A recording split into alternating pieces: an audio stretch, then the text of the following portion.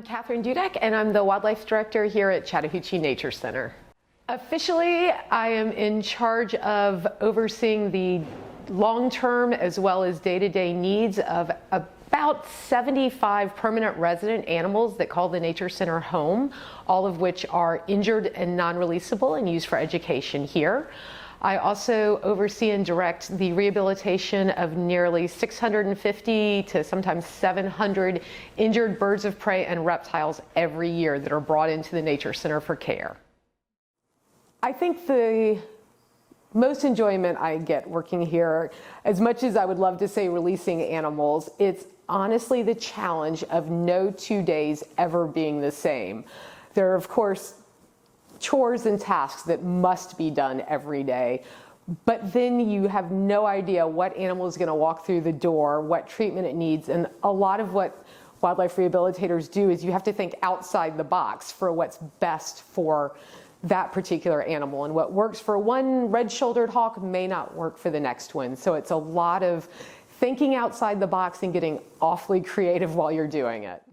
The wildlife department staff here at the Nature Center is very lucky in that wildlife rehabilitation is part of our job description.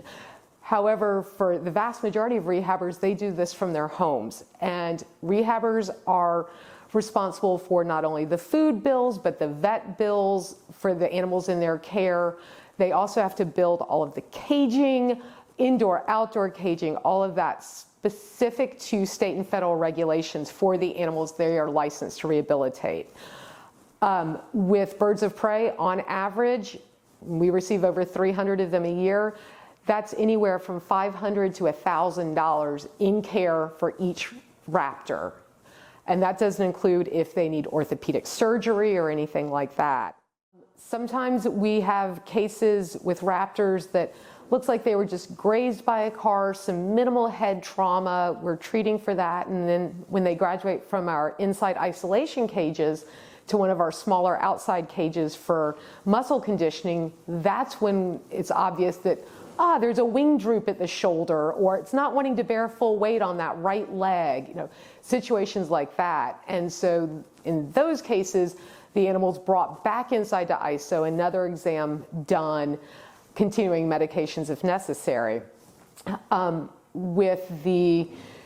We have others that completely surprise us. We have a red-tailed hawk in rehab right now that was hit by a car on I-20 over the weekend, this past Saturday, and came in with head trauma and a slight wing droop. That has since resolved both of those issues, and it is now in our largest flight enclosure, and we are testing today to see if it can capture live prey. And if so, that bird that was hit on the interstate will be able to be released. Whether it be a bird of prey or a reptile, the most common cause of injury of the cases we receive are vehicle collisions. Oftentimes people will see a hawk or an owl swooping down across the roadway, and the drivers think, oh my goodness, this bird can obviously see me coming right at it at 65 miles an hour. But when a raptor is fully focused on a prey item, it loses its peripheral vision, and nothing in nature moves as fast in a straight line as a vehicle does. Obviously, be aware of your surroundings. If you see wildlife coming across the road, a hawk, an owl, we've even had vultures come in hit by cars, definitely do slow down because you don't know exactly how that animal is going to respond to the large vehicle coming at it, if it even notices it. If you find an injured animal, the first step is to make sure that you can safely access the animal. We get calls frequently where there are injured animals on interstates, on railroad trestles, things like that.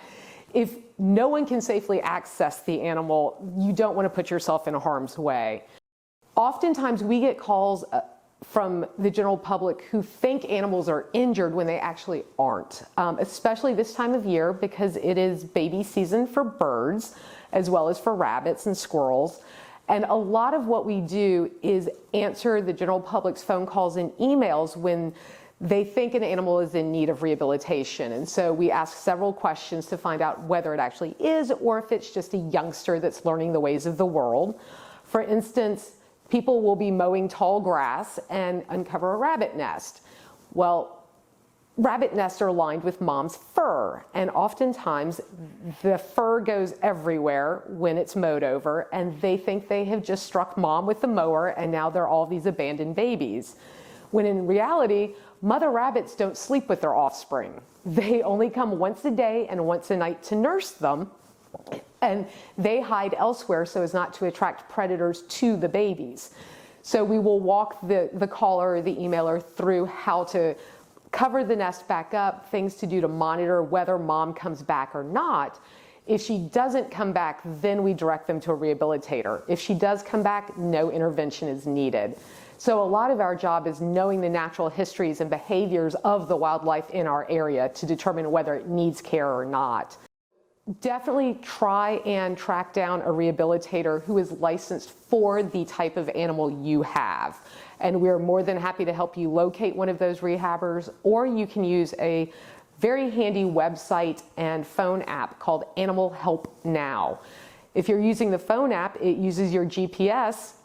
The minute you open the app, you click Wildlife Emergency and you select the type of animal you have that you need help with, and it brings up a list of all of the rehabilitators licensed for that animal, from closest to farthest from you, and the easiest way to reach them, whether they prefer texts, phone calls, emails, what have you.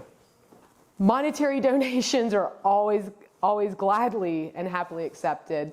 We have an ongoing list, and we have it posted on our website and our CNC Wildlife Rehab Facebook page, as well as mailing address for gift cards, things like that.